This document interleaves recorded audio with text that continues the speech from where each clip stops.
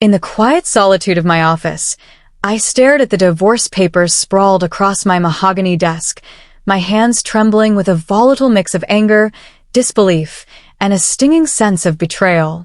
The words in Daniel's legal statement leapt off the page like a sharp slap across my face.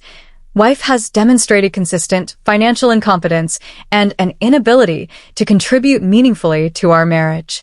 My name is Judith Kennedy, and at 30 years old, I never imagined that my husband of 5 years would brand me as financially useless, especially not while I was navigating the final stages of selling my tech startup in the heart of Palo Alto.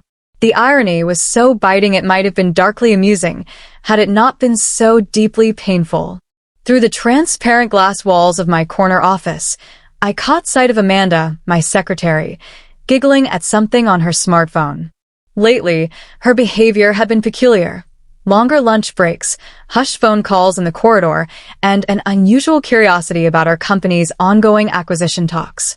Now, as my eyes lingered on her new designer handbag and gleaming patent leather shoes, the pieces of a troubling puzzle began to snap into place. A notification pinged on my laptop, pulling me back from my spiraling thoughts. It was another email from our acquisition team, confirming that the deal was nearly finalized, $800,000 for my software company, which specialized in AI-driven market analysis. I had kept the negotiations under wraps, not out of secrecy, but because I'd learned early in my career that true success speaks louder than premature announcements. Daniel, with his background in real estate, had always dismissed my work as playing with computers. He never grasped the significance of what I was building, nor did he ever show interest in trying. Your little project, he'd called it, even as my company secured high-profile clients and earned accolades in the tech industry. His condescension had stung, but I'd pressed forward, driven by a vision he couldn't comprehend. Judith. Amanda's voice cut through my reverie as she poked her head into my office, her tone overly casual. Daniel called. He said he'll be sending someone to pick up his things this weekend. Thank you, Amanda, I replied, keeping my voice steady and professional. As she turned to leave, I noticed a subtle smirk playing on her lips, her new diamond bracelet catching the sunlight streaming through the window. It was the same style Daniel's mother had gifted me for our first anniversary, a detail that felt like a quiet stab to the heart.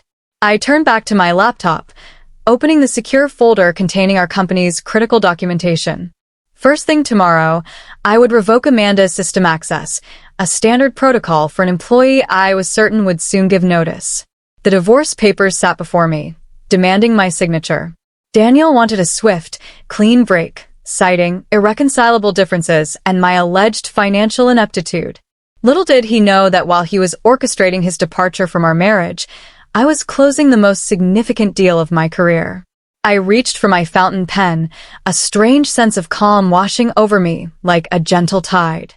Sometimes, the most powerful response isn't a heated retort or a desperate plea. It's simply allowing people to reveal their true colors through their actions. 3 days later, I sat in the sleek, modern conference room of my attorney's downtown Palo Alto office, finalizing both the divorce and the acquisition paperwork. The timing felt almost poetic, as if fate had choreographed this moment, signing away a failed marriage with one hand while securing my company's future with the other. Miss Kennedy, you understand that by not contesting the divorce or disclosing the pending sale, Mr. Harrison will have no claim to your business assets. Barbara, my corporate attorney, asked, adjusting her glasses with a practiced motion. I nodded, my mind drifting back to 6 months prior, when the first seeds of suspicion had taken root. Daniel had been working late more frequently, and Amanda had started asking pointed questions about our company's valuation methods and investor contacts. I'd hired a private investigator, not out of jealousy, but to safeguard my intellectual property. The photos they provided, Daniel and Amanda sharing intimate lunches at upscale bistros, were almost secondary to my concerns about potential corporate espionage. I understand perfectly, I said, signing another document with a steady hand.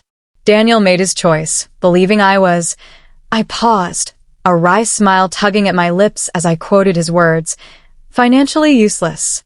I see no reason to correct his misconception. The acquisition team had emphasized absolute confidentiality until the deal was finalized. Even our employees were unaware, though they'd soon be delighted by the generous retention bonuses I'd negotiated for them. Well, most of them would be. My phone buzzed with a text from my VP of Engineering. Amanda just submitted her resignation, effective immediately. Says she's pursuing an exciting new opportunity. Right on schedule, I murmured, earning a curious glance from Barbara. Should we be concerned? She asked, her brow furrowing. I shook my head. No, just the expected departure of someone who thinks they've found a better opportunity. I didn't mention that I'd already transferred Amanda's access to a monitored account designed to track any attempts to access sensitive information. In the tech world, you learn to anticipate exits before they happen, preparing audiovisual or tactile feedback. Later that afternoon, I overheard two developers in the break room discussing Amanda's recent behavior. She'd been boasting about a brilliant investment opportunity, something about exclusive real estate deals that promised to double investors' money within months. I recognized the gleam of greed in her words, the same avarice that had likely drawn Daniel to her. They were two peas in a pod, both chasing the mirage of quick riches, blind to the value of building something substantial over time. I returned to my computer, pulling up the final acquisition checklist. Let them pursue their dreams of easy money, I thought. I had a company to sell and a future to forge.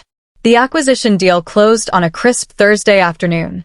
In our office kitchen, I watched my team celebrate with champagne, their faces alight with joy as I announced their retention bonuses.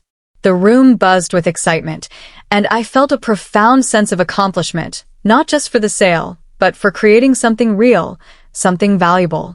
To Judith, Michael, our lead developer, called out, raising his glass. The best boss, who never once let on that she's secretly a genius millionaire.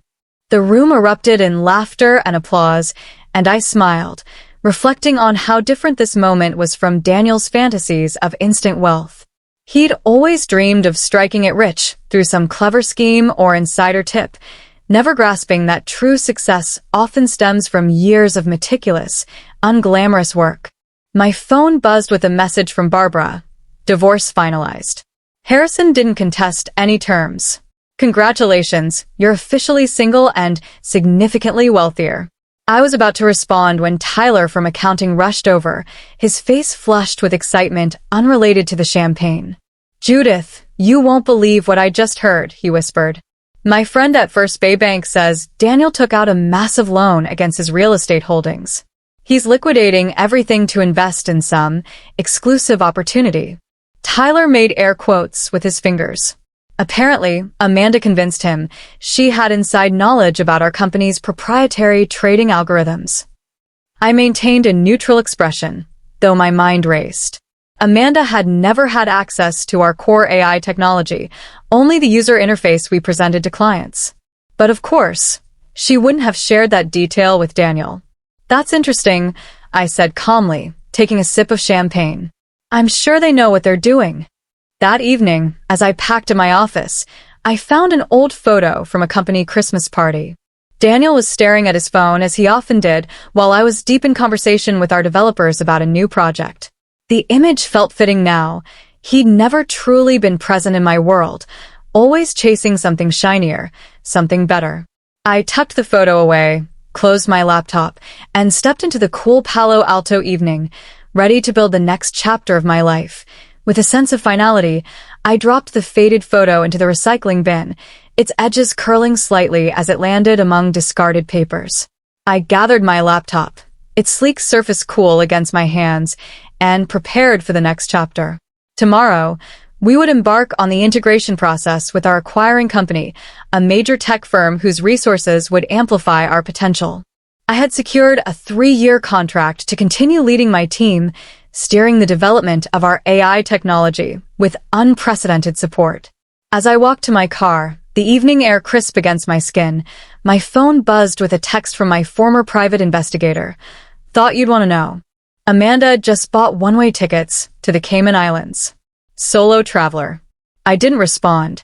Instead, I powered off my phone, slipped it into my bag, and drove to my new condo nestled in the serene hills of Silicon Valley.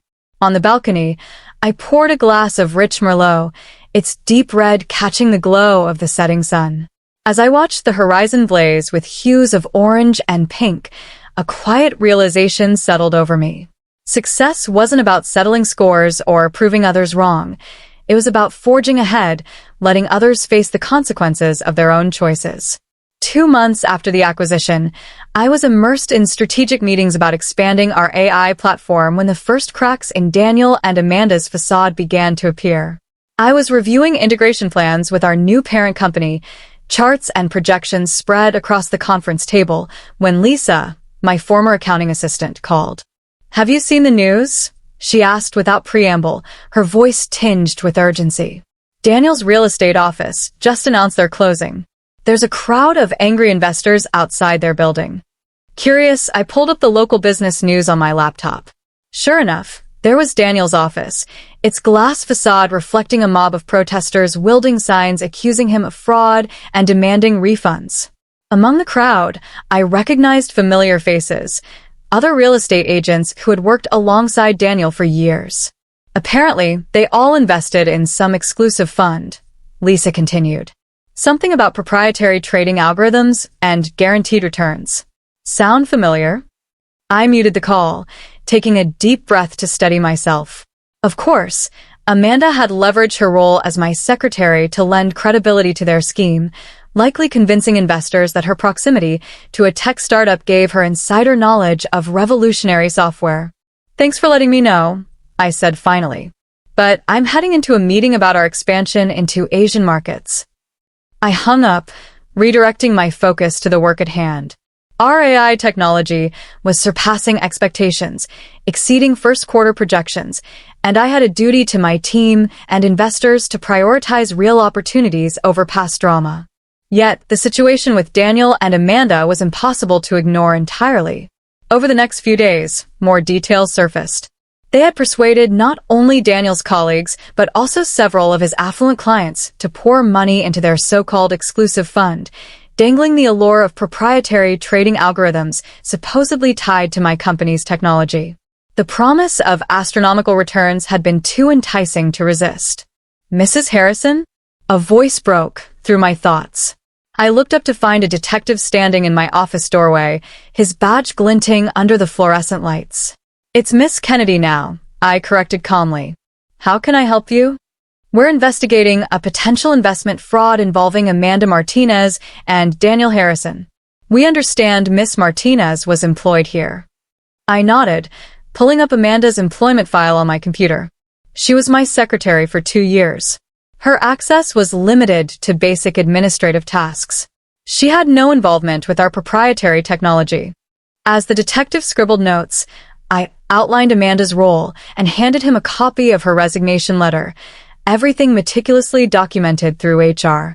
"Are you aware that she and Mr. Harrison have disappeared with approximately $3.2 million in investor funds?" he asked, studying my reaction. I kept my expression neutral. "No, but I'm not surprised. Amanda was overly interested in our company's acquisition talks, though she never had access to sensitive information. I assume she used her perceived connection to lend credibility to their scheme." The detective raised an eyebrow. "You seem very calm about this." I gestured to the bustling office beyond my glass walls, where my team was hard at work on cutting-edge innovations. "I'm running a legitimate technology company that just sold for $800,000 and is now expanding globally. I don't have time to dwell on people who chose to chase get-rich-quick schemes." In the weeks that followed, a cascade of revelations unfolded. During a morning coffee run at my favorite Palo Alto cafe, I overheard 2 of Daniel's former colleagues lamenting their losses. "He took everything, my retirement savings, my kids' college fund," one man said, his voice breaking. "Amanda showed us fake trading reports, claiming 40% monthly returns. How could we have been so stupid?" His companion shook his head. "Just because she worked at a tech company, we thought." I quietly paid for my latte and left, unwilling to linger on their regret. Back at the office, I had more pressing matters. Our AI platform was scaling rapidly, and I was interviewing candidates to lead our new Singapore office. Real success, I reminded myself, was built on genuine innovation, not empty promises. That afternoon, Barbara called with an update. The FBI is involved now, she said. Amanda and Daniel set up shell companies in 7 states. They're estimating total losses around $5 million. Any sign of them? I asked, more out of curiosity than concern. The Cayman Islands account was emptied 2 days after they arrived. They were last seen boarding a yacht, but surveillance lost track of them. Barbara paused. The investigators want to know if you'd be willing to make a statement about Amanda's role at your company. Send them our HR records and my previous correspondence, I replied. Amanda was a secretary with no access to our technology. Any claims she made otherwise were fraudulent. I added that Barbara had found emails where Daniel boasted to investors, bragging about leaving his financially useless wife just before hitting it big with this investment venture. Karma's timing is better than ours, I said with a chuckle. Now I need to prep for a board presentation. We're exploring medical AI applications. Later, as I walked through our office, I observed my team at work. The acquisition had allowed us to hire more developers, and our technology was evolving in ways I'd only dreamed of years ago. On one screen, our AI analyzed cancer treatment outcomes. On another, it modeled climate change impacts. My phone buzzed with a news alert. Local real estate mogul and former tech employee wanted in multi-million-dollar scam. The article featured polished photos of Daniel and Amanda, promising investors astronomical returns through proprietary AI algorithms. Michael, my lead developer, glanced at my screen. Hard to believe they thought they could fake our tech, he said, shaking his head. People believe what they want to believe, I replied, setting my phone aside, especially when they're chasing easy money. Michael grinned. Speaking of money, the medical AI prototype just passed its first-round testing. Venture capital firms are already calling. I smiled, refocusing on the future. While Daniel and Amanda had peddled lies, we were building something tangible, technology that could transform lives. 6 months into our acquisition integration process, I was presenting our medical AI breakthroughs at a major tech conference in San Jose when the story broke wide open. The Wall Street Journal published an expose on Daniel and Amanda's scam, detailing their scheme from the moment our acquisition talks began. Amanda had used her role to forge fake documents, blending snippets of our real technology with fabricated trading results. During a break, a Tech Weekly reporter approached. Miss Kennedy, any comment on the Harrison-Martinez scandal, given your connection? My connection is running a legitimate tech company they try to imitate, I said firmly. Our AI is helping hospitals predict patient outcomes and aiding climate scientists. That's what I'm here to discuss. In my hotel room, I received an email from the FBI's Financial Crimes Unit. Daniel had attempted to access my company's servers multiple times after Amanda's credentials were revoked, hoping to steal real algorithms to prop up their fraud. Your security measures prevented any breach, the agent wrote, but we'd like your team's help tracking their digital footprint through cryptocurrency exchanges. I forwarded the request to our security team. We'd assist, but my focus was our medical AI, which had just received fast-track approval for hospital trials, attracting major healthcare partners. My phone lit up with another text from Barbara. Thought you'd know. They found Daniel. Airport security in Buenos Aires picked him up trying to use a fake passport. No sign of Amanda or the money. I was about to respond when my VP of operations knocked. Sorry to interrupt, but the Singapore team made a breakthrough with our climate modeling algorithm. They're ready to demo. Set it up, I said, pocketing my phone. The past could wait. The future demanded my attention. The next morning's headlines revealed the rest.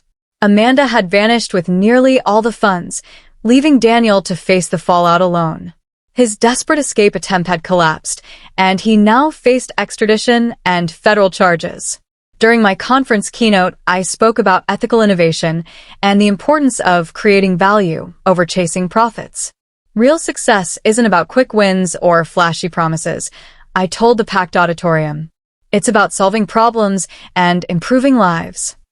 The irony wasn't lost when our medical AI platform was named Innovation of the Year the same day Daniel was extradited. While he'd chased hollow dreams and fake algorithms, we had built something real, something that mattered. That evening, I received another update from the FBI's Financial Crimes Unit. They had managed to freeze several offshore accounts linked to Daniel and Amanda's scheme, but the bulk of the investor funds, millions of dollars, remained unrecoverable. Amanda was still at large, likely living a life of luxury somewhere beyond the reach of justice, her trail of deception as elusive as ever.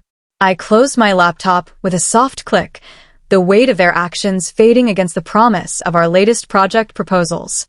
Their story was unraveling, a cautionary tale of greed and betrayal, but ours was still being written, each chapter defined by innovation and impact. A year later, I found myself seated in a stark courtroom, observing Daniel's sentencing. He stood before the judge, his once confident demeanor eroded by defeat, his face etched with lines that made him appear far older than his 35 years.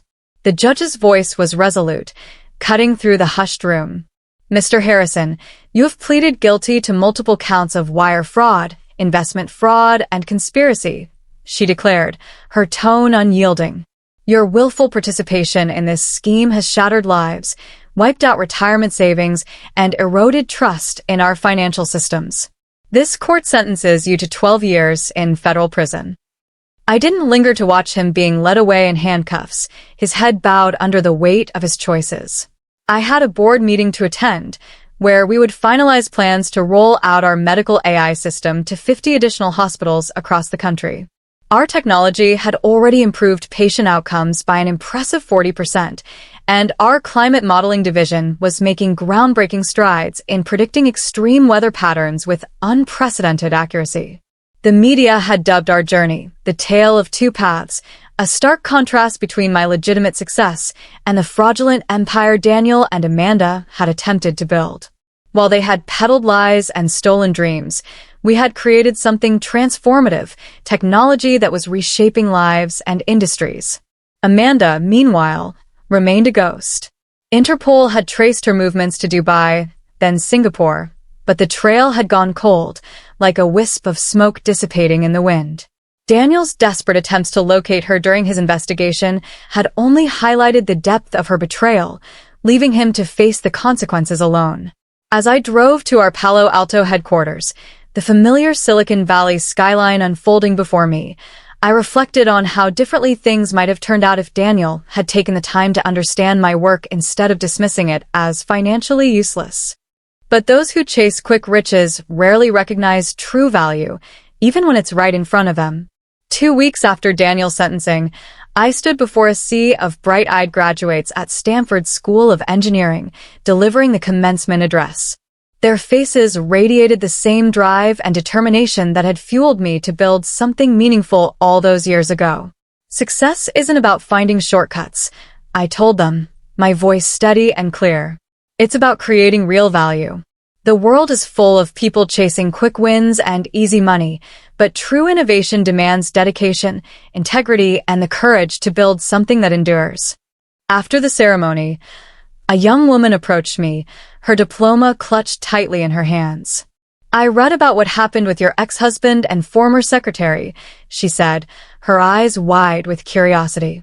"It must feel satisfying to see them get what they deserved." I paused, considering her words. Actually, I was too busy building something real to focus on their downfall. I replied with a gentle smile. They chose their path, just as I chose mine. That evening, I received an email from our Singapore team, their excitement palpable even through text. Our climate modeling AI had played a pivotal role in helping a small island nation execute a timely evacuation before a devastating typhoon struck, saving thousands of lives. As I read the message, another alert popped up on my phone. Federal authorities had seized the last of Daniel's hidden assets, a paltry $42,000 stashed in a forgotten account, a final, feeble remnant of his ill-gotten dreams.